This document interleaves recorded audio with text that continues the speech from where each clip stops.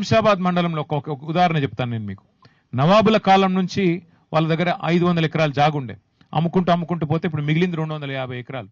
వాళ్ళు వచ్చారు మొన్న నా దగ్గరికి, వచ్చి చూపెట్టారు, సార్ ఇది మా దగ్గర మాకు స్వాతంత్రం వచ్చినట్టు నుంచి నిజాం కాలం నుంచి మా దగ్గర ఉంది, మొన్న నిషేధితుల జాబితాలో పెట్టినారు, మాకు రెవెన్యూ మంత్రి గారి ఆఫీస్ నుంచి ఫోన్ వచ్చింది, ఏందయ్యా అంటే రెవెన్యూ మంత్రి గారు బెదిరిస్తున్నారు సార్, ఎకరానికి 2 కోట్ల రూపాయలు డబ్బులన్నా ఇవ్వాలంట, 250 ఎకరాలకి అంటే 500 కోట్లు ఇవ్వాలంట, లేదంటే జాగానన్నా రాసియాలన్నట సార్, ఒక 100 ఎకరాలు జాగా రాసియాలన్నట, ఇది ఏం అన్యాయం సార్, ఏం అరాచకం సార్ అని చెప్పి వారు చెప్పారు.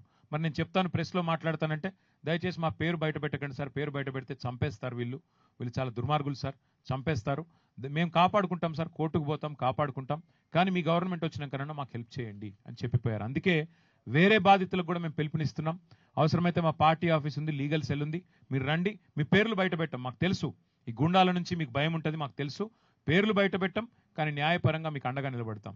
ఎవరైనా పేరు బయట పెట్టండి మాకేం కాదు అంటే తప్పకుండా వారికి అండగా నిలబెడతాం. అట్లాగే 1 కోటి ఎకరాలు నిషేధిత జాబితాలో పెట్టి వీళ్ళు చేస్తున్న అరాచకాల్ని మాత్రం వదిలిపెట్టం, తప్పకుండా మా పార్టీ శాసనసభాపక్షం మొత్తం ఎంబడ ఉంటుంది.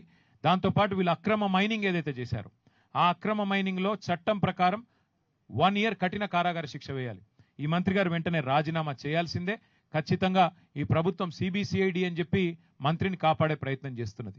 నేను మా నాయకుడు కౌశిక్ రెడ్డి గారిని, మా సోదరుడు ఏం అనలేదు, నిజానికి ఆయన కేవలం అడిగింది ఒకటి, ఏ పార్టీ నీది అని అడిగిండు మాట్లాడుతుంటే, ఆయనను కూడా నిన్న దాడి చేసే ప్రయత్నం చేస్తూ ఉన్నారు.